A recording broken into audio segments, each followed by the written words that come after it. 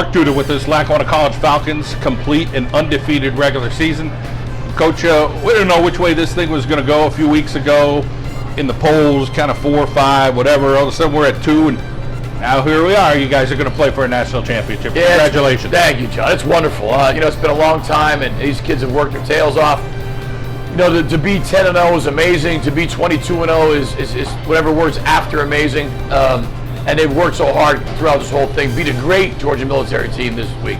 Really, really good team they beat. And they showed that they're deserving of going. You guys build up that big lead. Georgia military is one of those teams. They got a lot of talent.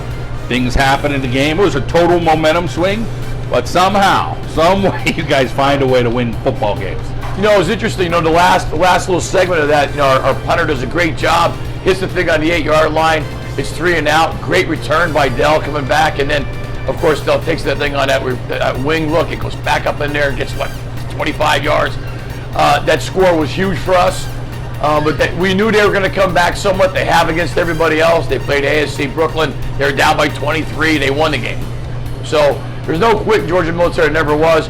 There's no quitting our guys either. We play 60 minutes every game, and that's really gratifying as a coach. When you're the eyeball test before the game, I'm looking over, okay, these guys are in white jerseys. They look a little bigger. There are some big kids. There's some talented kids.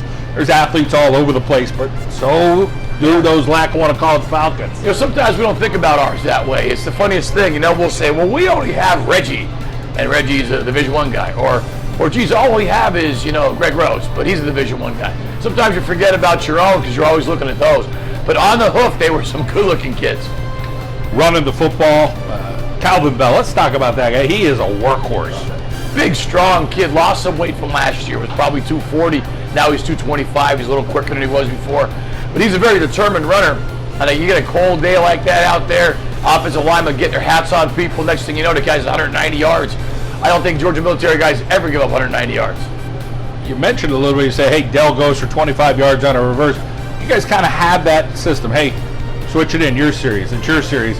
As much as you had a hot hand here or there, it was a serious thing, but everybody brings something to the table. I think you got to be intelligent about it. Football is a game that kind of grinds you down as the game goes along, and you're not as quick in the fourth quarter as in the first. And I think if you could bring your guys along, like I said, I said it, I think to someone, they have a great room. The offensive back's got a great room, right? There's 5 guys who actually give a crap about each other. And so it's easy to interchange them. There's not a lot of naysayers there. They just want to go help each other out. And I don't think anybody can carry the ball 35 times if somebody can carry it 5 times. Guys, though, that are the steadiest, that offensive line. We're bringing in other running backs, but, man, those guys have worked hard all season long and just came together as a unit. As the year went on, they got better. And Coach Pardini will talk about this, I'm sure, but I don't think any group got better in the course of the season than they did. I think they had the most improvement. I think they got closer. They communicated better. There's no question now that they're an above-average offensive line by any standard, and that's about communication and closeness. In a game like this, there's a lot of emotions. Georgia military, they're all fired up. They're traveling up. It's getting a little chilly. You go through times in the game where it's like, okay, that just happened to us. This is how we're reacting. You're that calm, steady guy on the sideline. Talk about just some of those conversations with some of your players, some of your coaches at times, just to say, hey, we're going to do this. We just need to keep at it. I think sometimes, you get a little bit, you get myopic. You get a little bit focused on your own job and not realizing that, look, they got to take that thing 80 yards to beat you. That's a long way to go. We're going to make some mistakes on the way. Teams are going to make plays against you sooner or later. It's just, can you minimize the damage? And the more screaming you do down there on the sideline, the more unnerved your kids get. So inside, though, I'm screaming like crazy, I promise you.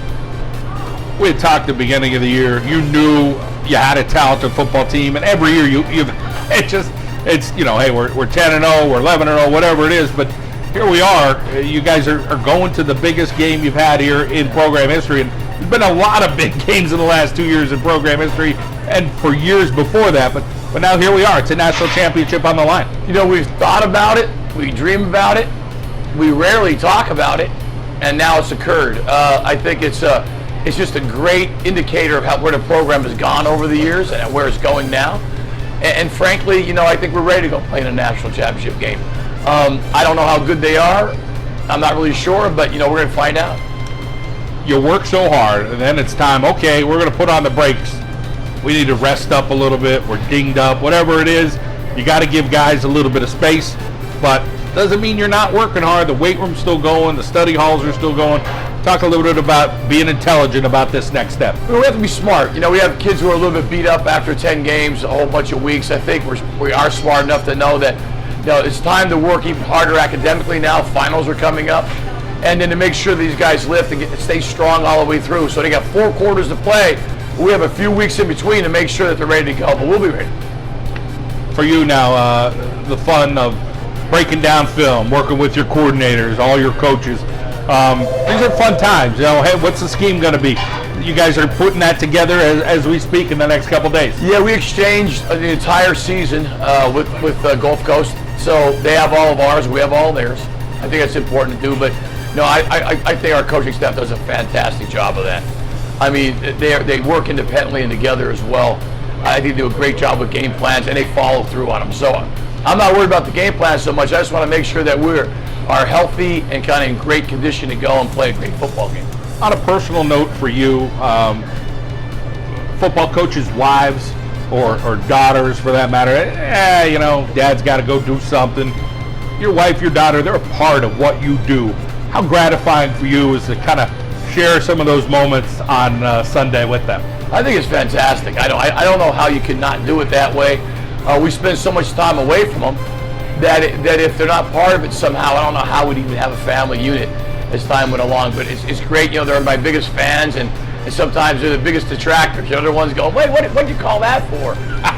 But in general, they're always supportive, and they support the players and us. And I want to keep my family as close as I can for as long as I can. Athletic program at Lackawanna College, of course, it goes right up to the academic end, the president, and all that. So a lot of pieces to the puzzle. Let's talk about football-wise, how grateful you are for your team there at Lackawanna College. Well, the college makes it all go. The president, of course, he's the leader of the whole thing. But Joy Whittington, our AD, has done a fantastic job. She is all in, all every day, all the time.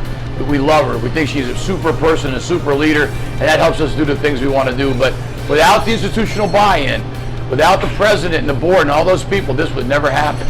So it has to be a group effort. There's no question. But we feel that football is important at Lackawanna, and more importantly, we feel our students are very important at Lackawanna. Coach, congratulations, national championship. First week of December. We wish you the best of luck. Thank you. We're ready to go.